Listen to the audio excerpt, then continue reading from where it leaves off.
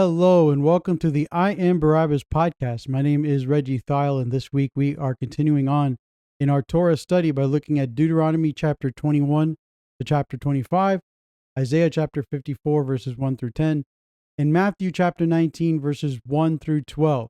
If you normally look at the Lion and Lamb Ministries scheduled readings and are looking at mine, you'd be like, oh wow, this looks different. And yeah, it's because I decided to go with a different passage. The ones they assigned, we've looked at before a couple other times in other podcasts.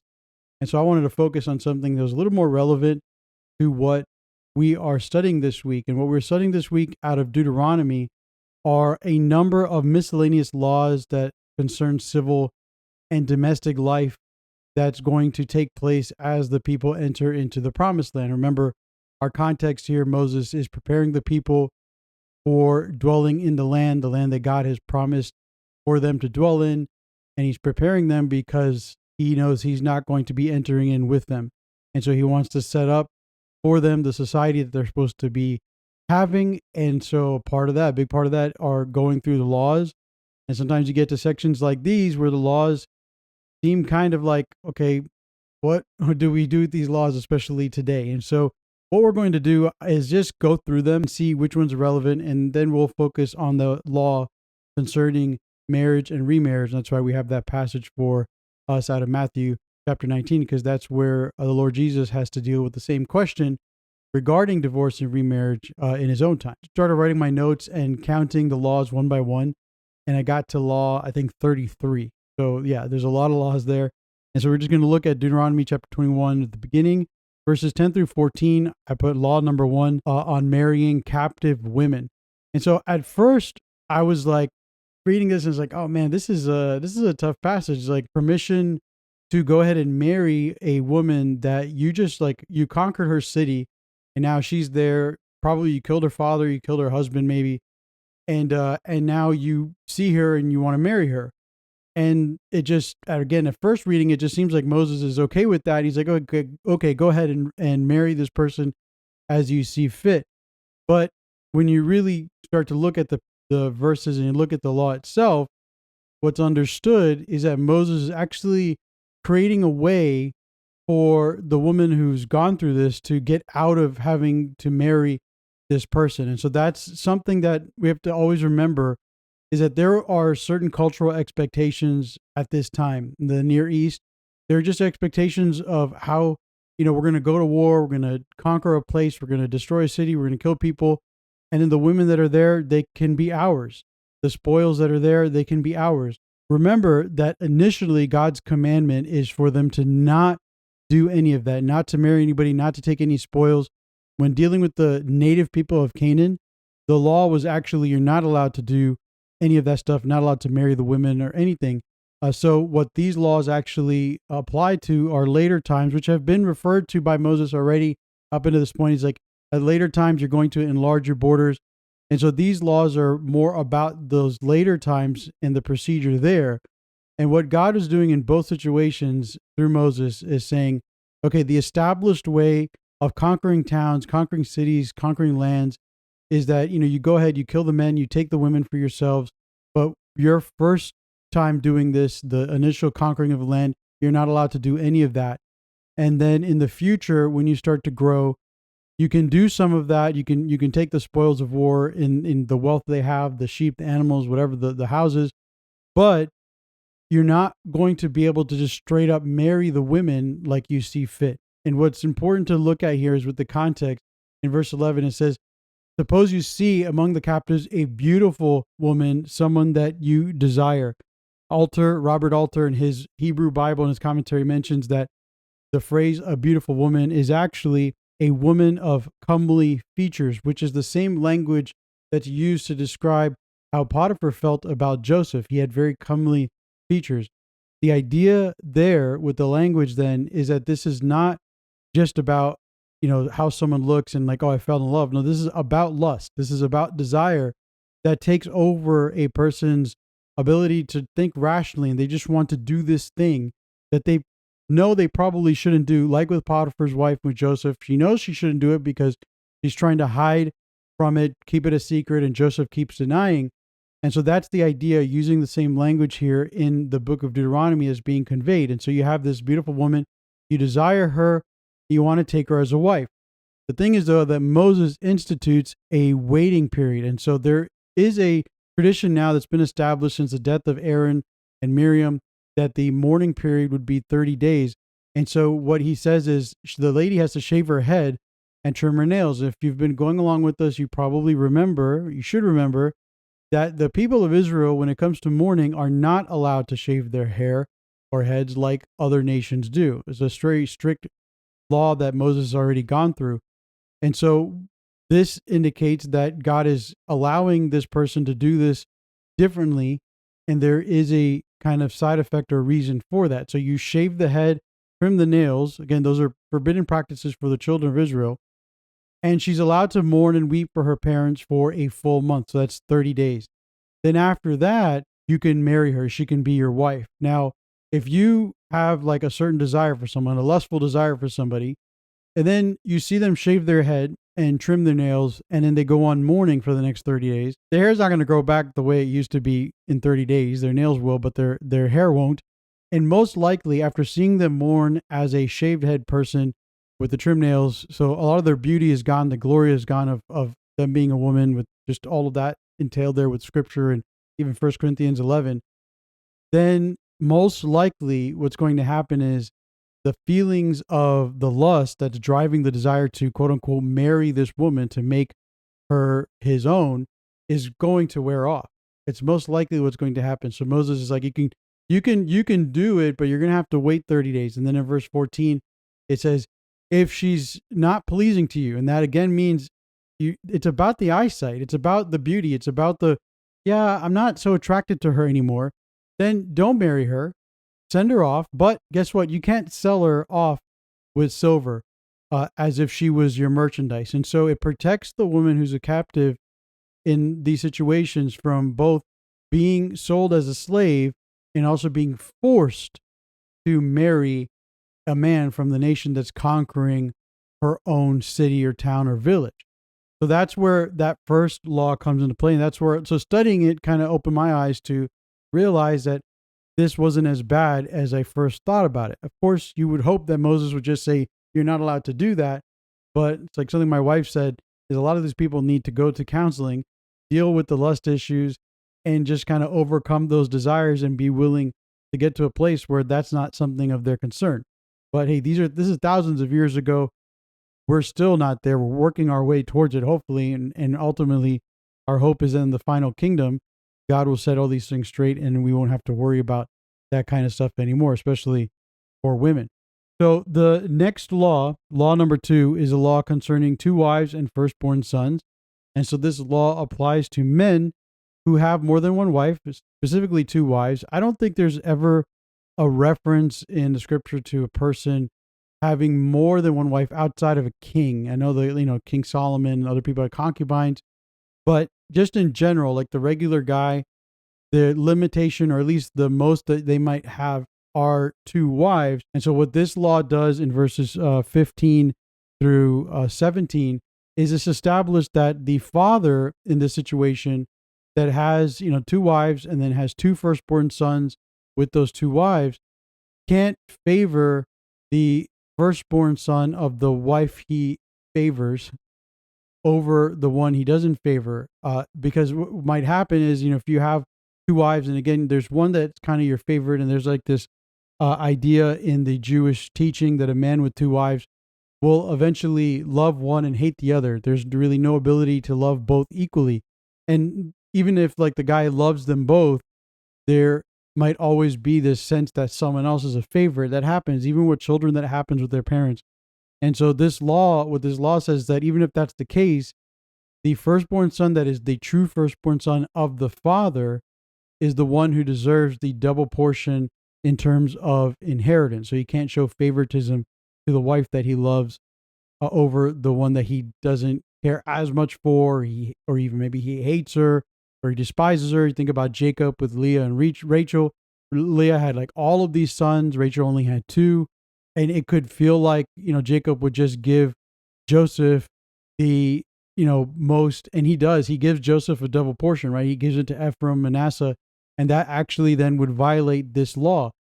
Joseph was the firstborn son of Rachel, Jacob's favorite wife. But Leah's firstborn son, Reuben, is the firstborn son of Jacob, and he's the one that, according to this law, would require the inheritance. Now, again, that law didn't exist back then, but up to this point now, if we kind of work backwards, you can see what I mean. That would be a violation of the law, what Jacob did. And so then we continue on in verse 18 to 21. We have a law about a rebellious son. Now, I brought this up in the Lord's Supper this past week because it really stood out to me how you have this law about a rebellious son paired with the law for those that are hung on a tree. Now, the idea here with the rebellious son is that it's connected to the Ten Commandments and honor thy father and mother. And if you're ever, you're reading these laws, they are usually extensions on or further explanations on those Ten Commandments, like don't commit adultery, don't covet, don't, honor your father and mother, don't have any other gods before me. If you really look at it and then look at these miscellaneous laws, you can see them as kind of practical applications to what we see there in the Ten Commandments. And this one definitely is that for honor your father and mother. Now, this rebellious son, if you notice just the reading, it indicates that he's not a first-time offender. And obviously it tells us that he's rebellious, he's a drunkard, he's a glutton, so he's not a child. There's a lot of context here. In terms of this son being rebellious, it's about overall pattern of behavior for just probably his whole life. He's been brought before the elders. There's been discipline brought to him before. This isn't the first time they're dealing with this. It says that they bring him out to the city gate and talk to the elders and say, this son of ours is stubborn and rebellious, and then they stone him. But that's not the first thing they do. And remember, we're coming off the heels of last week's study where we learned that the judges were to investigate thoroughly every single case, especially the ones that led, I should say, up to death, or the death penalty would be the result of it. And so those kinds of situations aren't taken lightly. What we're seeing here is what's supposed to happen at the end, but leading up to that point where you're killing or stoning someone to death as a punishment for violating this law is a long process of questioning of witnesses and what else was done. And so that's why later on in Deuteronomy 22 in our reading, we'll see that there's a provision for flogging. Flogging was one of the methods that they used to discipline people like this kind of rebellious son. So the implication is then in reading commentaries that they would have flogged him by now. They would have done other things to try to discipline him. And so this is the point where the rebellious part of him continues on. And there are also some indication that the rebellious part of it is the idea that he is into the worship of other gods. And so this is also tied into idolatry. That's not set in stone. There's just some suggestions about that. And I kind of, lean towards that way, just looking all of Scripture together. As I mentioned earlier, that the rest of this passage is about someone hanging on a tree. The law is that someone who's hung on a tree should not stay there overnight. Now, the practice at this time in those days was that they would impale people onto poles. It's not necessarily like lynching kind of idea, although that certainly could be something was done, but it was more about setting up pieces of wood and hanging people on them, impaling their body through the wood, through the stake, just putting them up there, and then letting them stay there for days and days and days until the birds came down, ate their flesh off the body. This was a practice of those times. And so remember, always Moses is establishing how this nation is going to be different from the other nations that surround them. And so in that scenario, if they are going to do this kind of thing, if they're going to impale somebody, hang them on this tree, then they're supposed to bury that person before the sun sets. And that's all related to the ideas of ritual purity and how a dead body is what causes impurity for the nation of Israel. And so leaving a dead body out is going to defile the land. That's where it says there at the end of this chapter, you must not defile the land the Lord your God is giving to you as inheritance. So again, establishing a different way. We're not going to hang bodies and let them hang there for days as a message. That's usually why that kind of thing was done.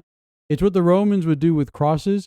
It's what they would do. It's why they used that kind of system. They would hang people up on those crosses along the sides of roads, and people would be walking along those roads, and they would see people hanging there on those crosses, and there'd be a sign above their head describing what it was that they had done to deserve such a punishment. And they're there sometimes for days, and they're still alive. It's not just like they die and then birds are eating them. They could still be living through that situation. And then again, that becomes a message to whoever sees it, like, I don't want to do that. And the reason why, Jesus wasn't left that way is because the Sabbath was coming. This crucifixion had happened just outside of Jerusalem. So the Judean leaders were insistent to Herod and to leadership there in Pilate, hey, we can't leave these bodies hanging because our law says that if we do that, we defile the land. And that's why they went to break the legs of the two others to make sure that they would die, because they would push themselves up to breathe. And so breaking their legs would stop that ability to, from happening. So then they would suffocate. But when they got to the Lord Jesus, he was already dead. And so that's why those bodies came down. And it's important to remember and understand the application of that. And Paul brings it up in Galatians chapter 4, the fact that the Lord Jesus being hung on a tree was cursed and became a curse for us. But then again, that body was not left there overnight, according to the law here in Deuteronomy. Now, in Deuteronomy chapter 22, verses 1 through 12, we have a couple more laws. We have Law 5, Law 6, and Law 7, and Law 8, and then Laws 9 through 12. So almost a law per verse going through the first 12 verses here. Law 5 is about being a good neighbor. So it's verses 1 through 4. The idea here is that a good neighbor takes care of his neighbor's property just as if it was his own. Or the example that's given is about an ox that goes wandering on, like an animal, a sheep wandering on. And so you see that animal and you know it's your neighbor's and you know it belongs to them. It's their property. And so you go and you grab it and you go and bring it to your home. You take care of it and you wait for your brother to come who's searching for it. And you say, hey, listen, I found your sheep. Here they are. There's a story about that in 1 Samuel. It's Saul. It's how Saul runs into Samuel. He's out actually looking for his father's sheep. He's going all over the place looking for him. He can't find him. And so that kind of thing, I guess, could happen. And the idea is if you see those sheep and you know who they belong to, apparently there were brands or a way to brand these animals so that they could identify who was their owner, then you would keep that, you would take care of it, and you'd wait for them to come looking for it. That's why it says to wait for them, because Saul ended up going all over the place looking for his father's sheep before he was able to find them. He ran into Samuel, and then that's how he became king of Israel. In verse 5, we have law number 6. It's about idolatrous practice.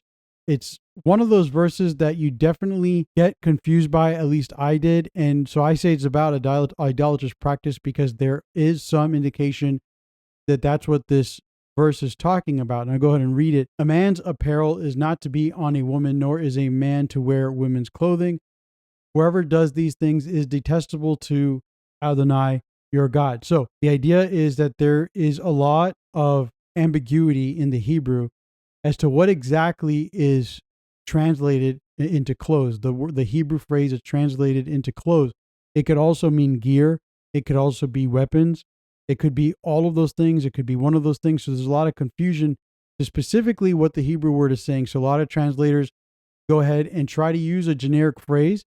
And so this one says a man's apparel, because that could be like anything. And then you notice that it changes to wear a woman's clothing, because again, the Hebrew could mean either one. And like I said, it could also mean gear or weapons. And so looking at different commentaries, looking at Robert Alter and the Taigei commentary, the JPS commentary, and some others, there are signs, indications that the Hittites, which is a nation that lives in Canaan that they're going to go in and get rid of from that land, they did have this practice related to the worship of idols and rituals for curing impotence or other like pagan rituals. They had this stuff that was tied into a man wearing a woman's clothing and a woman wearing a man's clothing. So the idea was they would kind of switch clothes, and then there was this ritual that was trying to reverse the impotence issue, the fertility issue. They're trying to like overturn it with this magical thing of let's wear each other's clothes, do whatever the rites might be, and then we will move forward from there, and then we'll be healed. And that's where I go with it because of the phrase abhorrent. So we say it, or detestable in verse 5. It says that this practice or this kind of thing is detestable to the Lord your God. And when we look at the scripture and we see how the word detestable or abhorrent is used, it's usually used in reference to those kinds of idolatrous practices that for God are just things that he never wants, he never requires, and that he says you shouldn't absolutely do. Like on the level of sacrificing children to idols, it's an abhorrent, detestable thing to God. And so, because of the language, that's where I've settled with it. Now, I know there are others who will read this verse and apply it to, some of the issues we have going on today in our culture with transgenderism or transvestitism, people wearing different clothes, a woman wearing man's clothes, and so on and so forth. I don't think it's good exegesis or application of the scripture to use this specific verse to address those kinds of cultural issues. I think it's very irresponsible to do that. I think it's really important to, again, look at the context, see what the scripture is teaching at that moment for those people, and then to understand what it is they're doing and what the law is. And again, it's just, I think, about idolatrous practice. It's about performing like a magic ritual to get people to reverse bad things that are happening in their body so that they can be healed. And it's just like a manipulation, witchcraft, divination, that kind of thing. And so for that, I would say be careful. You're going out, you're trying to do things for good luck, good charms. You're wearing, certain types of clothes. You're saying certain phrases when you wake up. You're, speaking into the air, whatever it might be. Those are the kinds of things we can apply this kind of a verse to, those practices where we're trying to manipulate the gods or the universe or even God himself into giving us what we want and reversing curses or whatever. So that's how I see that in verse 5. In verses 6 through 7, we have laws avoiding unnecessary death. And so what we have here is just it's kind of weird. It's like young ones and their eggs. And so if you see a hen, you grab it, you take the eggs. It says you can take the eggs, you can take the young, but you let the mother go. A lot of rabbis say that God, from this law, they extrapolate that God wishes that no animals go extinct. And so the letting go of the mother allows her to have more children. I just find it interesting that it's there. And the idea, again, could be related to some other practice related to, some idolatrous thing, but there's not a lot of clarity as to what exactly that could be. Law number 8 is in verse 8, and it tells us that people can be liable for negligence. It talks about building a parapet or a guardrail on the roof. The idea is that if someone goes up to your roof and they fall off of it, you could become responsible of blood guilt for that death. So again, negligence is the issue here. The fact that you could have done more to protect somebody who was on your property and it should have been done, you didn't do it, then you're held accountable for not doing that. So that's law number 8. Law verses 9 through 12. I just put down no mixing. So these verses are, interesting. You're not allowed to plant your vineyard with two different kinds of seed. You can't have the ox and donkey plowing together. And you can't be wearing woven mixture of wool and linen. And then they're supposed to be making twisted threads on the four corners of their garments. So those are laws 9 through 12. The idea of the mixing seeds together, apparently in some cultures where the land wasn't great for growing things, this was a practice that was used. So maybe it's related to that. It's like, if you shouldn't be having issues with the land, and so you should keep those things separated from each other. It's, again, not as clear as to why these laws are given specifically. The ox and donkey thing makes sense. They're unequally yoked animals in that sense. Like the ox could end up hurting the donkey if they are put together to work. The ox is so much stronger, can go faster, can end up dragging the donkey. The donkey can break a leg. Maybe the ox gets slowed down because of the donkey. Like that's the idea of not having two animals that are unequally yoked put together to share a yoke, to share a burden, and to work together. So that one makes a little more sense. What's interesting is they put these laws into a category where they say God said it, so we do it. It's just kind of like, we don't understand it again, but we will obey. It's what he said to do, and so we will do it. In verses 13 to 21, here's where we start to get to laws between people and sexual misconduct, and we get to also the laws regarding divorce and marriage. So in verses 13 to 21, we have accusations of infidelity. Now, the language here seems to be pretty clear and just say like, okay, on the wedding night, this guy takes a woman, like, so he takes a wife, he goes to her, so that's euphemism for the wedding night, the wedding bed, and he says, and then dislikes her, and he accuses her of shameful things. And what he accuses her of doing, based on the context, is that she isn't a virgin. So on the night of the marriage, a virgin would have a certain reaction to her first time being with a man, and not having that evidence is something that would concern this man.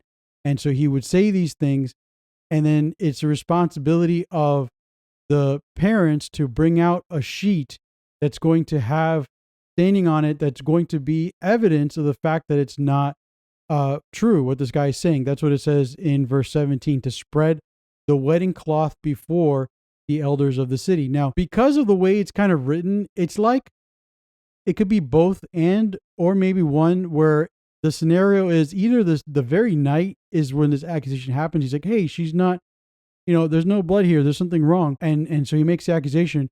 Or it could be something that happens later where he noticed it, but then he didn't say anything about it initially. And then eventually, as time grows on, you have the relationship, you think about it, that's how he grows to hate her. So at first he was willing to kind of overlook it. The first night, the wedding, I was like, oh, wait, you're not a virgin. Maybe she confesses it to him. He's like, yeah, no, I was in love with so-and-so before and whatever. And he's like, okay, but he doesn't say anything at all. But over time, he grows to hate her because he keeps thinking about it, how she wasn't faithful to him, even though they weren't married yet, but he feels that way. And then he makes the accusation, because the reason why there are two views on that, either happens the same night of the wedding night or happens later, is because of the phrasing in this verse 17 and 18 about how they spread out the wedding cloth. It seems like the parents have it in their possession, and it's been some time since they've had it. And so they go and show it to the elders of the city. If it's the wedding night, and he could bring out the cloth himself and be like, hey, look, this thing doesn't have anything on it. So that's why there's that kind of viewpoint there, that it could be either or of those situations, or maybe both. Maybe it could happen the same night. The main idea here, though, is that the accusation is made public. That's what initiates this whole check. This doesn't happen unless the husband brings it up. And so that's why when you have the story with Joseph and Mary, and he notices that she's pregnant, it says that he was going to divorce her quietly. And the idea there was that he wasn't going to get up and make a public accusation because he didn't want to shame her. And so that's certainly a choice that the husband has, to either bring it up publicly and shame her, or to keep it quiet to himself and get divorced and separate and leave it alone, and just keep it quiet between them and whoever it is in the family that's going to know eventually, hey, they got divorced. And so doing it quietly and not publicly shaming someone is actually a sign of a more righteous heart, and which is why that's why Joseph is mentioned as having thought to deal with Mary that way again when she found out she was pregnant, and it was by the Holy Spirit. And so, of course, he doesn't go through with it because of the angels giving him the message, understanding of what it is that's happening. Now, the consequences are there in verse 20. If it's true, the woman is going to be stoned to death. If it's not true, then the man has to pay a fee, and then he's going to have to stay married to her, and the fee is going to go to the father. Now, in verse 22, we have a law about adultery being prohibited. It talks about a man lying with a married woman. Now, remember, men were allowed to have more than two wives, so as long as the woman wasn't married, he wasn't committing adultery. He was just getting married again. Patriarchal system. Eventually, we will see that things change and people commit to the idea of having one husband, one wife. It's why Paul makes that a qualification for an elder in the book of 1 Timothy. It has to be a husband with one wife. And so that's going to be eventually the viewpoint that's predominant. We are talking about an ancient time here.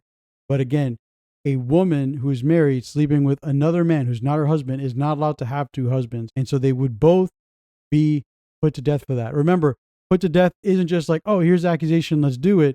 It's an investigation. So we have in verses 23 to 29, laws regarding engaged women and rape. Those two things are kind of put together.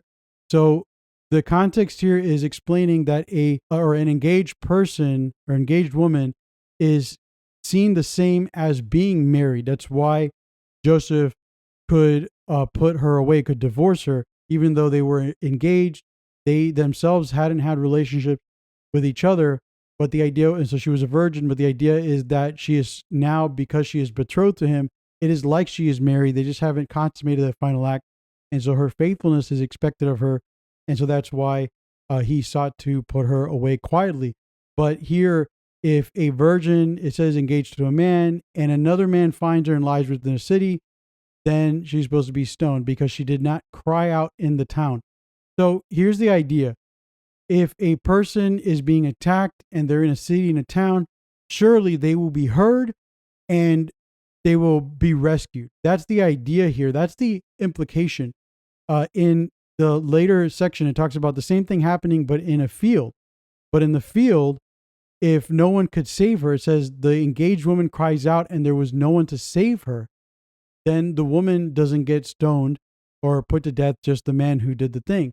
Again, the idea is that if it happens in a town, then the woman would cry out, someone would come to save her. That's obviously putting a lot of hope, just this elevated view of humanity in those kinds of situations, that people will intervene.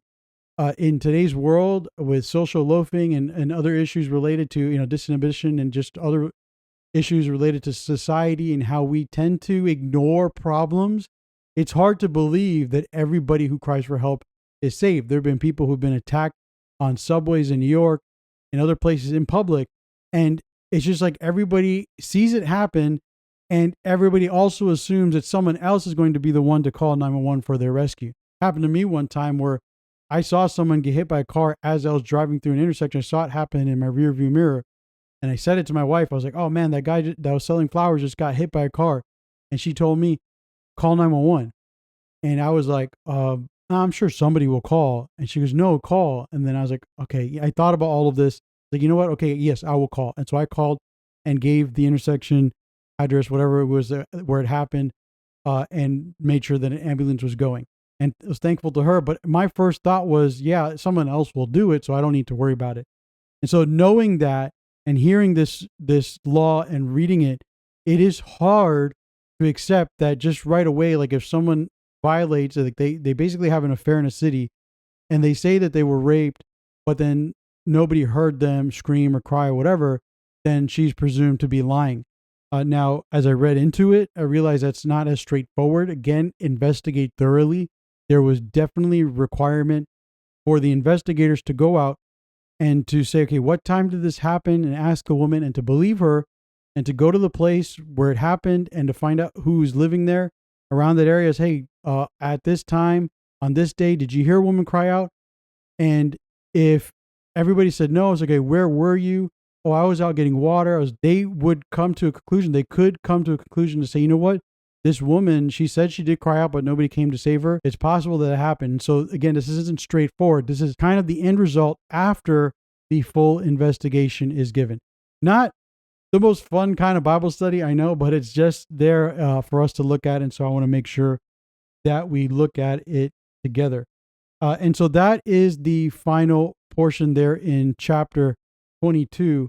I should say that the requirement for a man not giving up his daughter as a bride also applies here with rape. We did talk about that when we looked at Exodus, but it says here that the person who rapes a virgin who's not engaged and is discovered, he has to give the father 50 pieces of silver and she could be his wife. But in the book of Exodus, it does tell us that is up to the father. And so presumably the daughter could tell the father, like, yeah, no, I don't want to marry him. And they might have to deal with the fact that no one will ever want to marry her in that kind of scenario because of what she went through. And it's not her fault, but it's a possibility. And that's why there's a payment that is made to the father to make up for the fact that maybe his daughter will never get married and that she would remain in his house. But again, that is up to the father of the daughter to decide whether or not that kind of marriage would take place. Now we're into Deuteronomy chapter 23. So I don't know if you're keeping count, we're in law number 16. Law number 16 talks about those who are excluded from joining the community.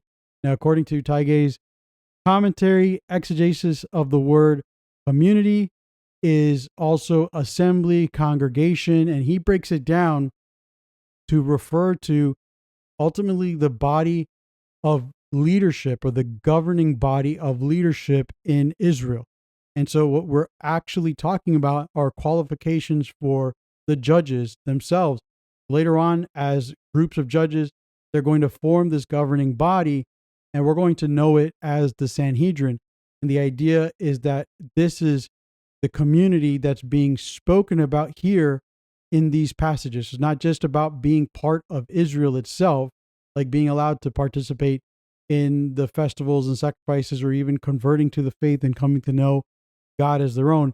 No, it's about who's allowed at the top, in terms of like who's going to be in leadership, especially with the authority of a judge or even elders in community. So that's, again, according to Taige's commentary and his exegesis in the Jewish publication commentary. Now, the people that are excluded then that we see are listed here, people that have crushed off or cut off genitals. And it sounds, it's like, what? It just refers most likely to people that have that happen. They came from a different religion, and that was done either to them or by their choice out of faithfulness to another God. And so it makes sense why this God would say, yeah, I don't want anybody who is that history to now then get involved in the governing of this nation.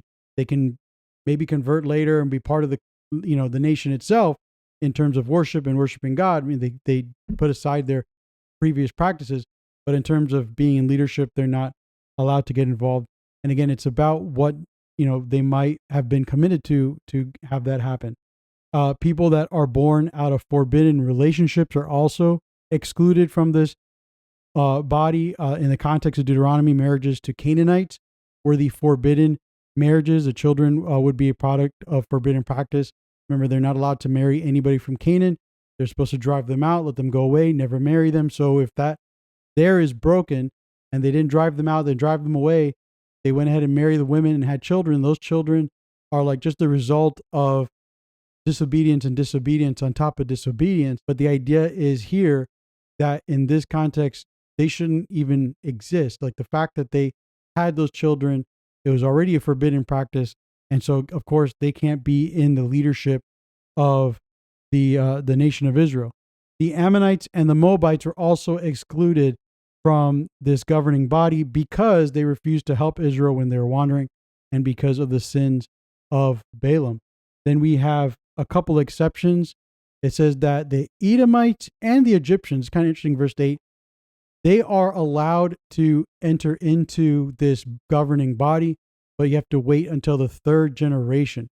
So not right away, the first couple generations that are born, but wait a few generations. I think that's probably just to wait and see, okay, do they form a loyalty to this God that we can trust, we can view, that they're not worshiping other gods and practices of idolatry. We can trust them to govern and lead this nation. In verses 10 through 15 of chapter 23, we have law number 17. It's about battle camp purity. We have these same laws about emission from a male's body in the book of Leviticus. It keeps or makes a man unclean because of the presence of death in that emission. Those seeds that die once they are not in use or where they're supposed to be, and so that makes someone unclean. Remember, death is about impurity, or impurity is about death, and so that emission is a symbol of death happening. And so in that kind of situation, the guy has to leave the camp. Again, this is about battle camps. So when they go out to war, if a man is having it says a nocturnal, nighttime emission, then he has to leave the camp, bathe, wait till the next day. And then also human excrement is something that's unclean. And so the law is that it should be buried outside of the camp. So you don't do that inside the camp where it says, God is walking. So that's law 17.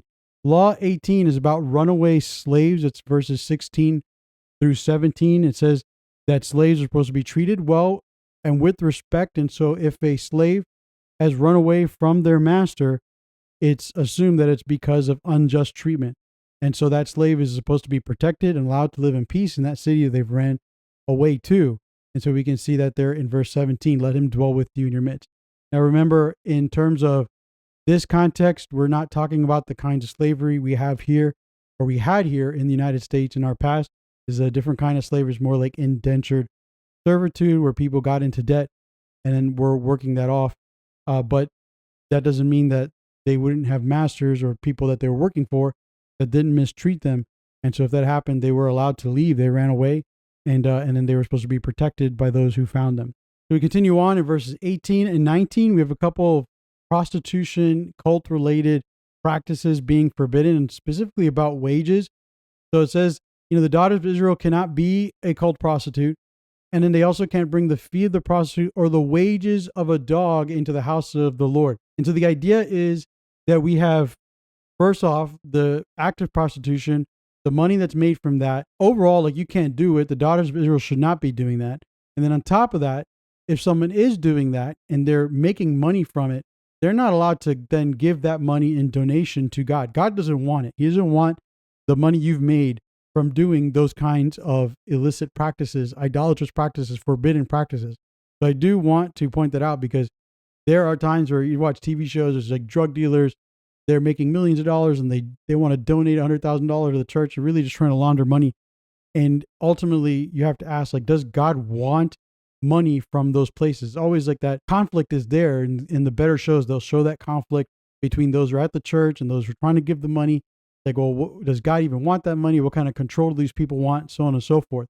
With these verses here, we see that specifically the money brought in from idolatrous practices like prostitution or the wages of a dog are forbidden. Now, what is the wage of a dog? So there are two views. The first one is about homosexuality. And so the euphemism of a dog and being on all fours, so the position is related to men who engage in prostitution, and so their wages would not be accepted. So that's one view. The other view or understanding is based off of archaeology. So there is the city of Ashkelon, which is over there on the west side of Israel. Part of that, west side, that is always being battles. There's always battles for in Gaza. And at the time, the Phoenicians were the people who ran that city. The Phoenicians had that city, and they had this healing ritual that used dogs. And they were used this way where you would pay for the dog to lick your wound, and then that licking would help heal you.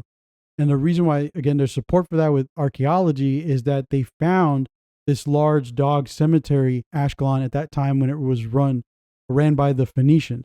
So there is archaeological evidence showing that dogs were indeed used in ritualistic practices. And so the wage of a dog, so if an Israelite man then was breeding dogs and then they were being used for that purpose, then he was making money from that. He was not supposed to be giving that to the temple. Law number 20 is about usury and interest. It's prohibited to charge interest to a fellow Israelite, but to a foreigner, it's okay. Now, why is it okay to do that? Now, the idea is related to the foreigner who comes and is doing business. So a foreign merchant might come and is in the trade business. And so if they end up making a barter or trade that also involves them borrowing a little bit so that they can go and sell something, come back and pay back the person that they're doing their trade with, or maybe they're buying stuff on loan, okay, I'll take your product and then I'll go and I'll sell it and I'll come back and give you the profits. In those cases, it's okay to charge interest because you want to make sure that the business side of it is done well. But in the terms of helping people out, especially your brother, you loan the money and you don't charge interest. Why? Because you just want them to get out of whatever it is that they're in with their debt and be well off. And so that's why those two conflicts seem to be put together about interest and who's allowed to receive interest or be charged interest and who's not. In verses 22 to 24 is law 21. You have to make a vow. You keep it. You do as you say you do. If you don't want to keep a vow, then don't make one. That's the idea that comes from the Ten Commandments. So do not use the Lord your God's name in vain. So if you're going to swear by this God, then do what you're going to do and understand you're going to be held accountable for not getting done what you're supposed to do in a timely manner. Law 22 is about neighbor's produce. So that's at the end of chapter 23, verses 25 to 26. This is when you come to your neighbor's vineyard, you can eat your fill of grapes, but not to put it in your basket. So what that means is you can go to your neighbor's yard and you can eat until you're full, but you're not allowed to collect it and presumably to go and either eat again later, take it home, or to make money off of it. It's probably the concern there. You're not allowed to profit off of your neighbor's vineyard, but you can eat from it. So that's just interesting there. It's just, again, kind of highlighting the kind of community we're trying to build. If you're hungry and you go and you see your neighbor's got grapes, you can go and eat that. Be full, be satisfied. Your neighbor's land is there to help take care of you as well. But you're not allowed to, take everything home. There are restrictions, there are limitations on what you can do with that property. Now we get to Deuteronomy chapter 24. We have these laws regarding divorce and remarriage. As verses 1 through 4 are focused on that. In Matthew 19, the conversation about divorce and remarriage stems from the law that is given here by Moses in Deuteronomy 24. So that's why we're going to be looking later at Matthew 19. It's interesting. There's not a lot of other places where divorce and laws about divorce are given in the scripture in the Torah. And so we have here something interesting about the phrase where a man isn't finding favor, or it says she doesn't find favor in his eyes because he has found something indecent in her. He is to write a certificate of divorce. So Taige says in his commentary that that phrase, found something indecent in her, is better translated as something obnoxious.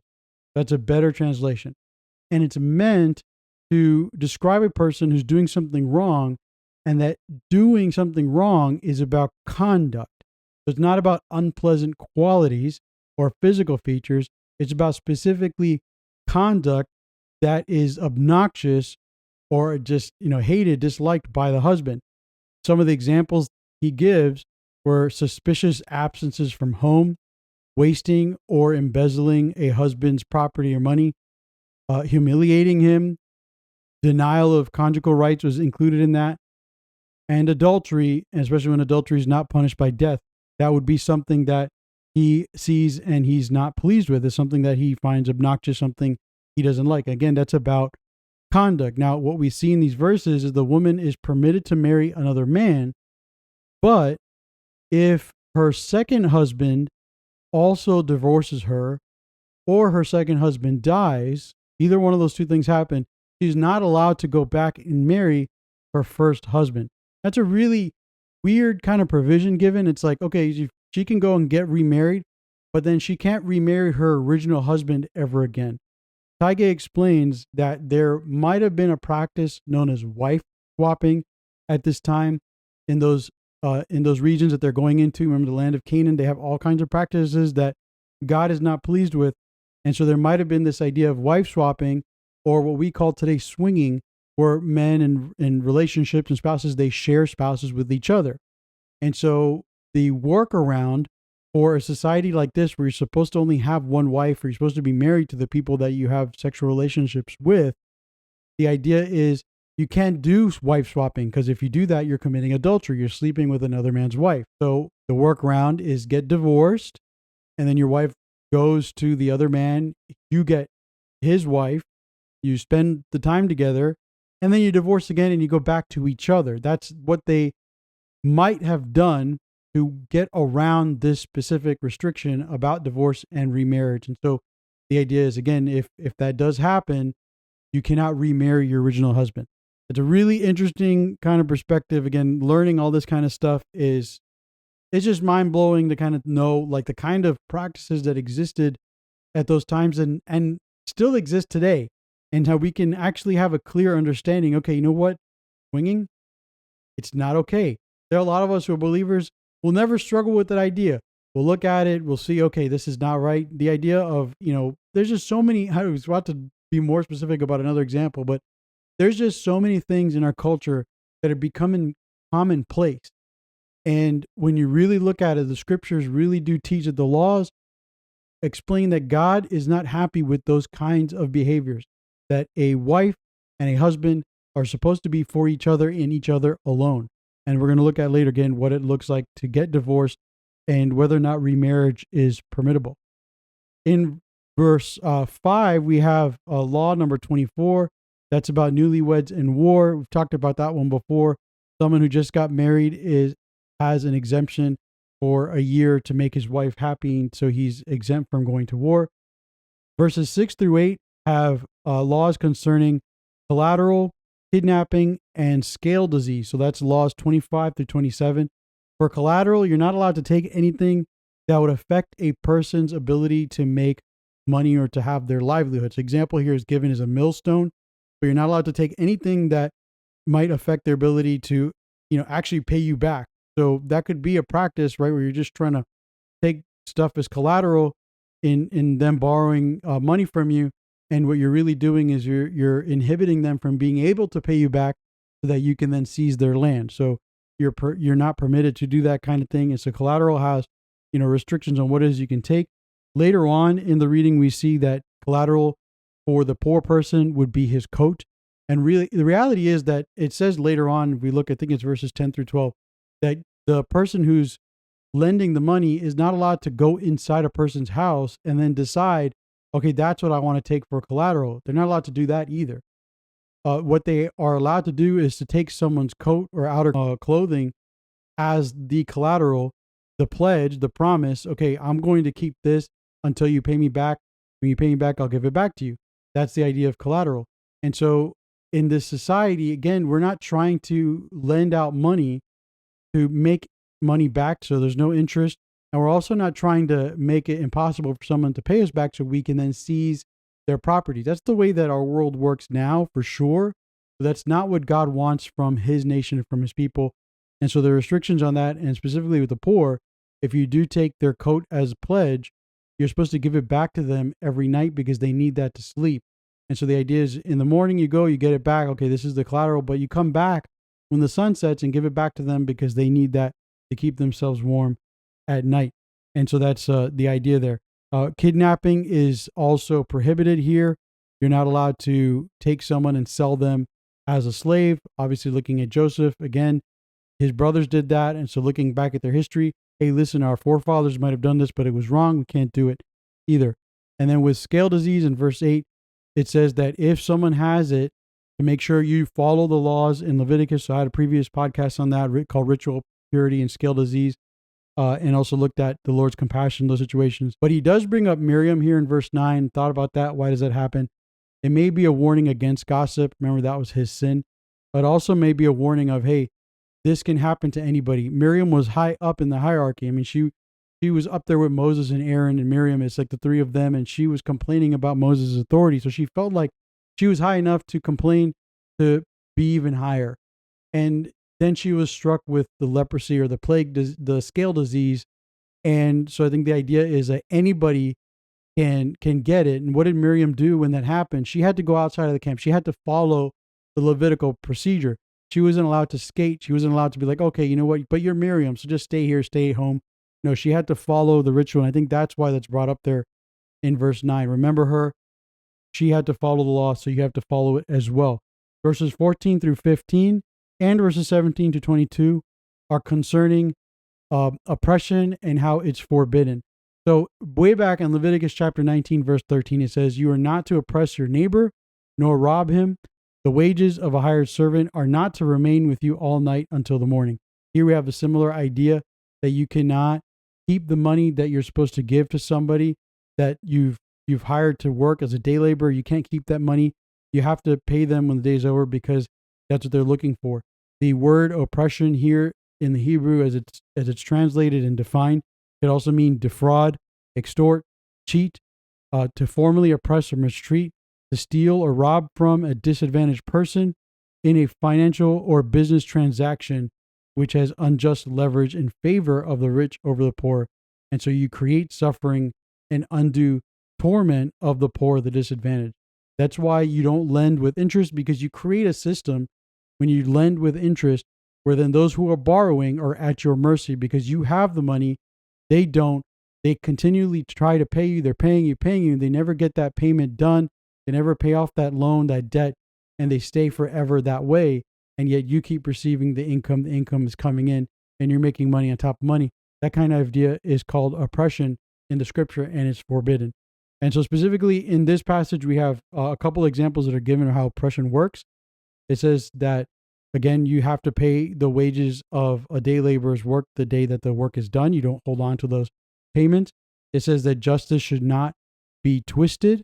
And so the idea there is that there's a straight path. There should be a straight path from law to justice or to ruling or decision. There's no twists and turns to change the logic so that we get to or arrive to a different place. And so when it comes to perverting justice, that's what that means. To not pervert justice means to not twist the path, so that when the poor, the oppressed come up with a case like, hey, he told me, he was going to give me such and such amount of money for my work today, but he didn't do that. And for the judge to look at it, investigate, hey, did you pay him today? Did he work for you yesterday? And did you pay him? Yeah, but I told them originally that I would pay him at the end of the week. That I had to go and sell my stuff first. I don't really have the money for this right now to pay him, but I'll promise him I'll pay him. For the judge to be like, oh, you know what? I mean, we can make an exception here. It's like, no, that's when you start to twist the path and pervert the path, I should say, and that's a violation, the law there, and that shouldn't be done. And then finally, in example number 3, it says that everybody eats. So the field and the produce should sustain everybody. The poor, the orphan, the widow, the foreigner has the right to eat, and their portion are those things that are left in the field. So earlier, talked about like your neighbor. You're like, you're hungry. It's like, man, I didn't get good crops. I'm hungry. Look at my neighbor's thing. He's got mangoes. Okay, I'm going to go over there and eat it. And I'm going to be satisfied. I'm not going to take extra, try to sell it. No, I'm just going to eat there. And that's good. The idea of that also extends to the poor and the foreigner and the orphan and the widow. They could be walking by these fields. They don't have lands of their own. And they see that there's still food there that's on the trees. And they're allowed to go and get that and eat. Why? Because everybody in the land that's living there is going to be blessed by this God who's blessing the land through the yield of its fruit and its produce. And so everybody gets to share in that blessing. No one is allowed to say that it's only mine and mine alone. And then Law 29 is about each person being accountable for their own sins. That's why I mentioned earlier that a father's sin and the consequences of that sin doesn't go down to his son. And then, the son's sin isn't experienced by the father. And so the idea for the people in their society is you don't take, what someone's done and punish their children for it. And so specifically, you think about the orphan, if the orphan is that way because their father, I should say, had committed some kind of sin that resulted in them dying, and then that left the kids as orphans, then it's not right for the community to look at those orphans and say, well, you know what, your daddy did X, Y, and Z, and so I'm going to withhold any blessing from you. I'm not going to feed you. I'm going to clothe you. I'm going to get your father's land back when the year comes up on Jubilee or whatever it is that's supposed to happen. That's the kind of thing where we're looking at the treatment of generations and sin and making sure that we don't pass on the consequences to others. It's God's responsibility to do that. He will visit the sin, generations, the second and third, whatever the phrasing is, but that's up to him to decide. And finally, we get to chapter 25. Law 30 is about flogging. Now, we talked about this earlier a little bit. It was used for the rebellious son. The idea of flogging was part of discipline for any of these sins or these scenarios where a public accusation was brought up and it didn't automatically lead to death. A step in between, one of the steps in between would be flogging. Taige says that some of those situations could be, destroying a neighbor's house or property. Remember the whole removing boundary markers we looked at last week? That could be something that would be done for someone who does that. The accusation's made, you go and you flog them for doing that kind of thing, encroaching on their land, selling people as possession because of debt. So, someone's failed to pay a debt, and so you try to make back losses by selling them and to recoup money, keeping collateral you're not supposed to keep. All these violations and of these different laws. Let's say the animal thing where the neighbor's animal goes around and you see his sheep and you take it, and instead of keeping it well until he comes looking for it, you like slaughter it and eat it, and you're like, oh, this is all good. That kind of thing could be disciplined or dealt with, I should say, with this kind of discipline with the flogging. So that would include fraud and theft as the final couple examples there that Taige gives for how this flogging was used.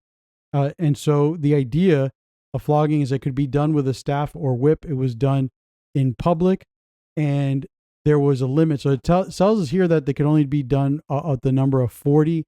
The Jewish people established that it would not be done more than 39 times, because the idea was they did not want people to accidentally break that provision or that law that was there regarding how many times someone was allowed to be flogged.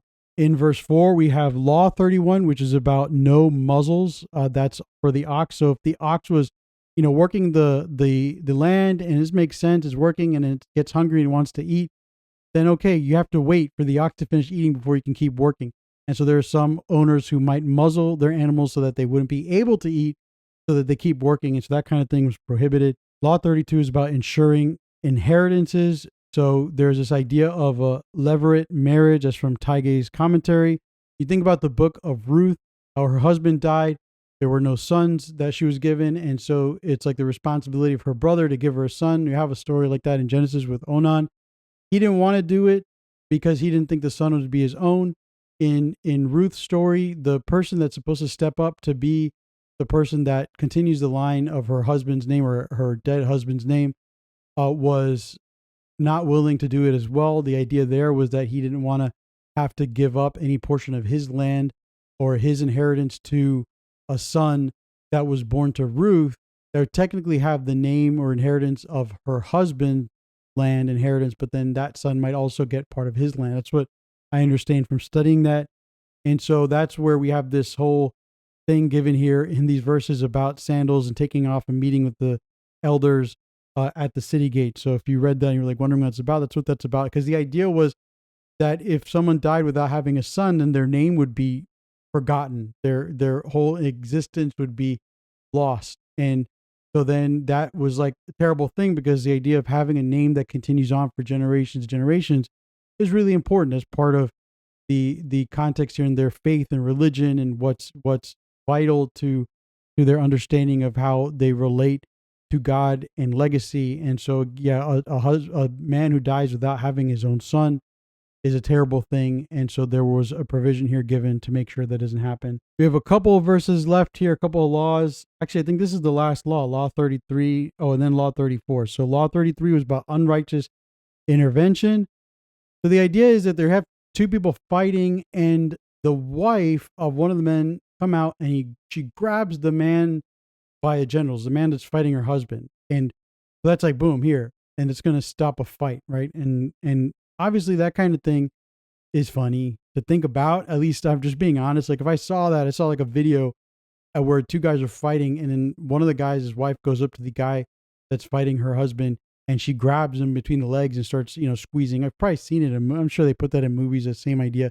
And the guy stops fighting. He's like, and it's just not comfortable, right? It's not good. But that kind of thing here is being prohibited. Now, why? Reading into it, okay, back in Exodus chapter 21, there are laws about what happens if you hurt someone in a fight, and those laws related to restitution.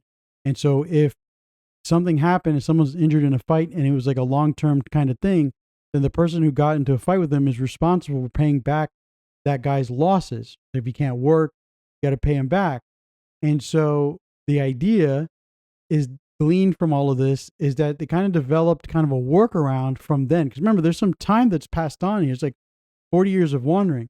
And so here we got a way to end a fight before I get in trouble.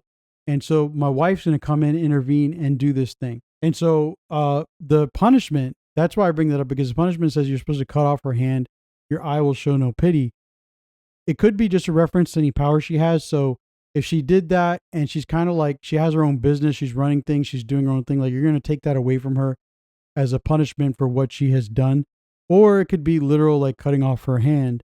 But it's possible that it's just a reference to removing whatever it is that she has power or derives power from, that's symbolic of the right hand.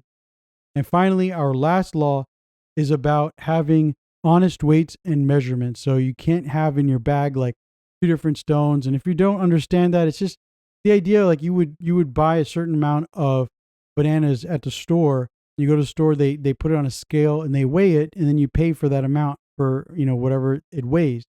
And so in these times, you could have different measurements where like you see a rich guy and your measurement is, it's like a heavier stone because you want to get more money from him. And that's kind of the idea there is prohibiting that that is the idea there, is prohibiting dishonesty in weights and measurements. And it's actually a law you can see violated in the prophets. A number of times it's been mentioned in those prophets that that's something that they did that they shouldn't have done. Now, a major theme that's discussed throughout these passages is about remembering where you came from and where you've been through. So Moses brings this up a few times in the reading. He says, why are we setting up these laws, and what's supposed to guide our motivation in keeping these laws? It's first of all remembering that we were slaves in Egypt. So he says that a few times, like, remember that you were slaves in Egypt. Remember you were slaves in Egypt. So when he tells them not to oppress the foreigner, the poor, the widow, like, remember where you came from, and so don't treat other people that way. And when he ends this teaching here in Deuteronomy chapter 25, he talks about not remembering or not forgetting how the Amalekites treated them when they were tired and weary. There was a moment where they were tired and they were weary. The Amalekites decided to attack them, and a bunch of them died. And so he says, don't forget them, and we're going to deal with them. We're going to wipe them out.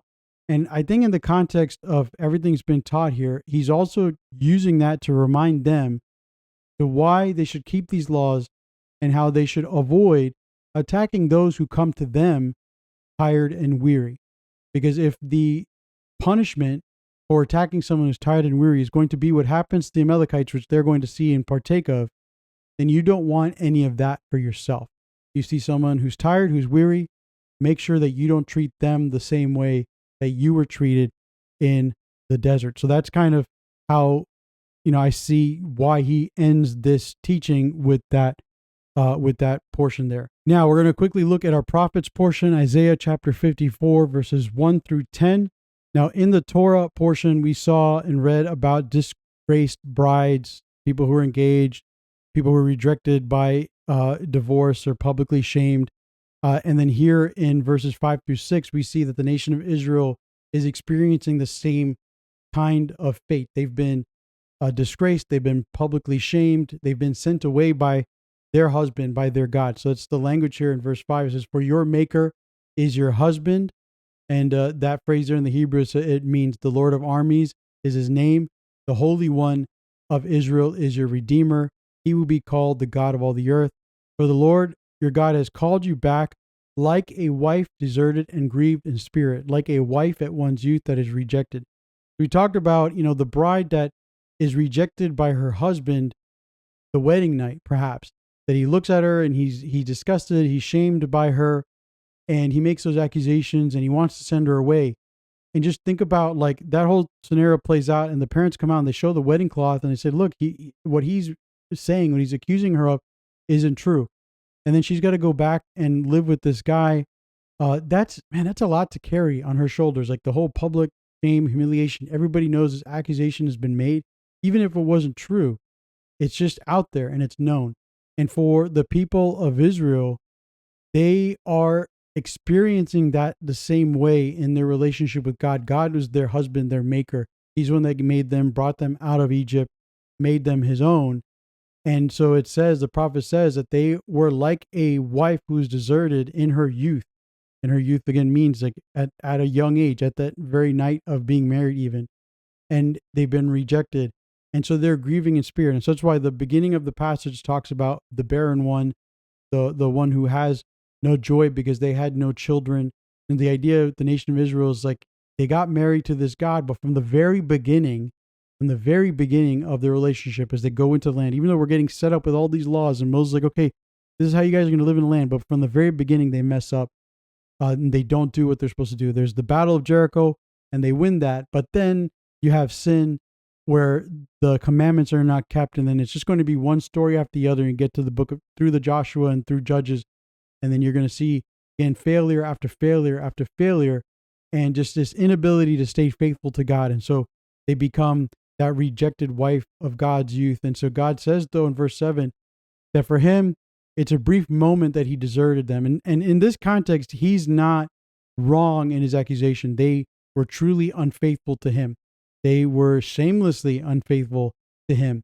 But out of his compassion, he will bring them back. And so in a surge of anger, he hid his face. With everlasting kindness, he's going to have compassion. Remember that provision about the whole wife swapping thing. That could also be just a teaching about remarriage, And this idea, like, okay, the husband sends away the wife, he divorces her. Maybe after some time, he would want to remarry her. But if she goes and marries somebody else and then gets divorced again, they're not allowed to do that. And so maybe the advice then is for the woman, like, hey, your husband's divorced you. Maybe you should just go out and be on your own, go with your family, live with them. Give time for your husband's anger to subside. Remember, whatever it was that made him angry, displeased him with her behavior, could be anything. I gave a list of stuff earlier, but it could just be something, that she was doing that he didn't like, and he felt like it was her unfaithfulness, and so he sent her away. For God, it was that they were engaging with other idols and other gods and other practices, and so he sent them away. And so he admits, like in his own heart, like the prophet speaking on God's behalf, saying that it was a surge of anger. And so that resulted in him sending them away. But he will always have compassion on them. He will always be their redeemer. And he will swear that when they are reconciled, he will never get angry with them again. This using the same words, terminology, the covenant that he makes with Noah about not flooding the earth anymore. And so as even the mountains depart, the hills shake, my love will not depart from you. And so he's saying again to his unfaithful wife, Israel, I have sent you away. I did it in a moment of anger, which is a righteous anger, but in my compassion, my love for you, I will call you back. Now, in the meantime, is Israel getting remarried to somebody else, because then they can't come back and get remarried. That's kind of interesting, right? They stay faithful to this God despite being sent out. And you kind of see that when Daniel goes out, and Shadrach and Meshach and Abednego, all these characters that we read in the scripture, while they're out in exile, they're still faithful to God. Nehemiah and Ezra, they eventually come back. The people come back even more committed to this God and wanting to get it right, even though when the Messiah comes in Yeshua, they get that wrong. So that's the close up there, that prophets portion, how that connects to our Torah portion. Now we'll move on to our final portion, and that's our New Testament portion. Comes out of Matthew chapter 19. Now, what about us today in church and faithfulness and marriage and covenant? What are the restrictions? What are we allowed to do? Is always this large debate about that kind of stuff. We look at Matthew chapter 19 here, we see that they have also been having a long debate about this thing. So about a generation before Yeshua existed or was alive, was there teaching, there were two views on divorce. There was the school of Shammai and the school of Hillel. The school of Shammai said a man may not divorce his wife unless he has found unchastity in her. So she has been unfaithful, she's committed adultery. But the school of Hillel said that the husband may divorce her even if she burns his food, as it is said, because he has found indecency in a matter. So you go back to that Deuteronomy passage that we looked at earlier, where Taige says it could mean something obnoxious. So if that's what the Hebrew is saying, then what is obnoxious and what qualifies as a reason to divorce my wife? And so at Jesus' time, it's again, a generation has passed, and this has kind of become the split in the view of their culture and their society. On one side of it, you had that this indecent, obnoxious behavior is strictly adultery. That's the school of Shammai. And the school of Hillel was it could be anything that just bothers a husband, even if the food is burned.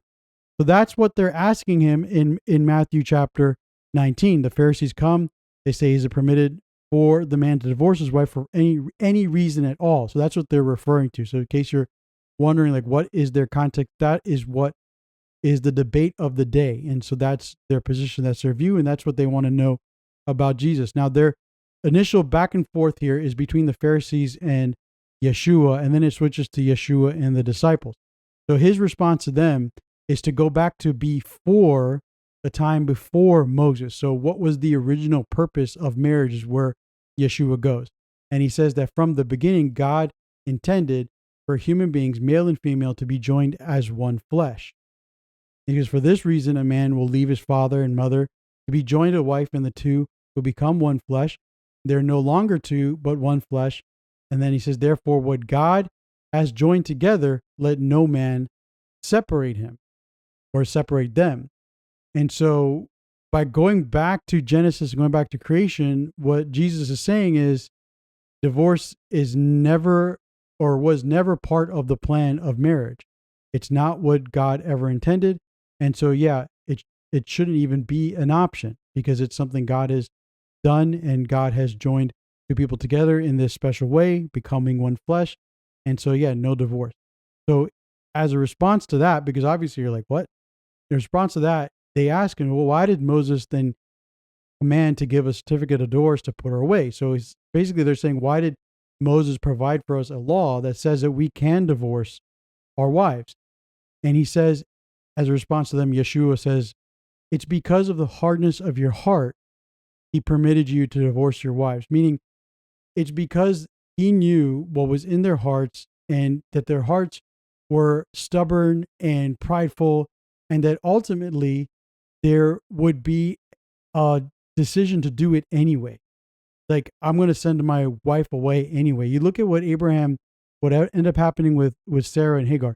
He didn't want to send his second wife away. Hagar became his second wife when they slept together and had Ishmael. That became his second wife. And so Sarah was jealous and didn't want her around anymore. And Hagar was certainly egging her on, as the scripture kind of indicates. And Sarah wanted him to send her away. That's where that phrase comes from. And so Abraham didn't want to do it because he thought of it as something that was evil. And it is. And God told Abraham, don't worry at this time, I'll take care of her. And there's the whole story where she comes back and then it happens again. But the idea there is that if Abraham knew that it was wrong to send his wife away, Moses knew it too. But Moses also knows that there are going to be people like Sarah who, even if they know it's wrong, are going to demand that it happens. Like, send them away, get them out of here. And because of the hardness of your hearts, Moses said so. You can do it for this reason. So he's just like, for this reason, we'll let it happen. That's what Jesus is explaining. And what's the reason? The reason is for sexual immorality, which is, again, a reference to the list of sexual sins like Leviticus, I think it's 19, it could be 18. I always get those two confused. But it's about those actions, specifically about adultery. And so what Jesus says in verse 9 is that anyone who divorces his wife and marries another commits adultery. And so he is technically, and this is a lot of commentaries say this, that there is a view that Jesus is saying that you can get divorced, you can get divorced because of adultery, but you can't get remarried. And that's a tough thing to say and hear, but that is what I believe as I see this. And I know others will look at it and say, well, it's an exception for adultery. So if my husband commits adultery and I get divorced, then I can get remarried. That's what it's saying here. I know there's some who take that interpretation, and I certainly understand that. But ultimately, my position is that you can get divorced for adultery, but then you stay single. There is no remarriage after that. And that's a tough thing to deal with, to accept, because you don't want to think about the rest of your life as being alone, especially if you're the victim of someone committing adultery. Doesn't seem fair at all. And I get all of that. Now, I think that's what Jesus says here, and that's how he explains it. And then the disciples, after hearing that, and this is where you really look at the context, that they understand this is what he's saying, because they're like, well, then it's better not to get married. So after hearing that exchange, they walk away, and the disciples like, Lord, like, why would we get married? Because it seems like we have to stay committed to marriage. It's really funny to think about. But yeah, you have to stay committed to marriage. And he says in verse 11, not everyone could accept this. There are those who are born as eunuchs from their mother's womb, and those who are made that way by men and made themselves for the sake of kingdom. Whoever can accept that, accept it. And I think about Paul's teaching in 1 Corinthians 7. He touches on this idea as well. He adds another reason for divorce. It's like if you have two people that are unequally yoked, going back to like the idea of the ox and the donkey being unequally yoked. You have the two people that were unsaved or didn't know the Lord. One of them comes to know the Lord, and their spouse is like, yeah, I don't want to be married to you anymore because now you believe in this Jesus guy and you're going to church. And Paul's like, that's permitted. Let them get divorced. But if the unbelieving spouse is willing to stay in the marriage, and let them stay. So there's one extra provision there given by Paul in 1 Corinthians chapter 7. But then he also explains there this concept that Jesus is explaining here with the whole eunuch thing, that some people are given the gift of just being single. or they just want to be alone, or they don't want to get married, or maybe their desires for marriage don't really fit conventional views on marriage. And so they feel like it's better off for them to just stay single and commit themselves to the Lord's work. And I have to always, kind of remind people, say this, especially in our culture, not everybody is meant for marriage. What these verses are telling us here, with what the Lord's teaching here, what Paul says, is that there are people, especially in the kingdom, that aren't meant for marriage. There are people that are meant to be alone, to be single, and it's for the sake of God's kingdom.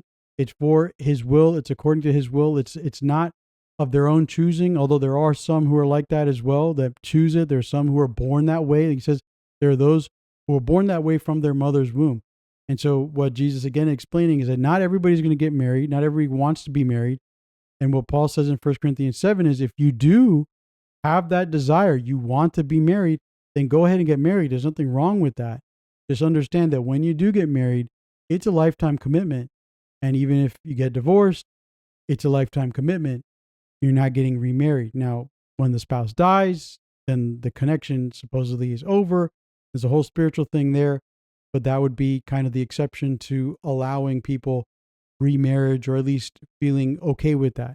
And I'll say this, on top of all of that, is if that you're someone who's been divorced, and I've said this before from the pulpit at Bible Truth many years ago when I was teaching through 1 Corinthians.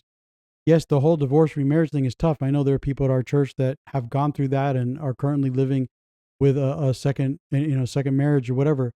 It's not one of those things that isn't unforgivable. It's just one of those things that you have to acknowledge in your relationship with God and with each other before Him, confess. If you didn't before, if you have the conviction, it's okay to feel wrong. Sometimes there are things that I do that I'm like, I was right in that. Then I realized later it was really just my pride that was protecting myself from feeling bad about what I had done. And so I didn't want to confess. And sometimes you can't undo what you did. And especially with divorce or marriage, you can't just undo that. You kind of have to just roll with it, accept it, and go to God and ask for His forgiveness. And He's faithful and just to forgive you, and He will put you back into a right relationship with Him, because the relationship with Him is ultimately decided and defined by Yeshua and His sacrifice on the cross and His obedience to salvation, for our salvation, and for His resurrection, the power in that, and for our relationship with Him to continue to grow. How we enter into it and stay in it is going to always be with Him. And so as we walk on this path in this world, we make mistakes, our job is to recognize that, recognize God's way, to confess our faults to Him daily, confess to Him truly without pride, and to say to Him that you're sorry and that you really wish forgiveness and that you want to do whatever it is that He is calling you to do in obedience in response to the sin that you've done. Alrighty, so that's going to end our podcast for this week. There's a lot of stuff, I know. I hope it all made sense. If there were any questions, please comment below, reach out to me, and we could work those things out for sure. And again, I accept if people got different views. I'm not saying that I'm, just the right person with the right view on everything here. I'm just doing my best to study through this and just to try to help myself and others grow. And so please like and subscribe, comment with that in mind, that it helps the channel to grow when you do that kind of thing. And to share also the teaching with people that you think will enjoy it and they'll click on it, listen to it, so we can grow this community in a way that God wishes for it to grow. Thank you again for watching, and God bless.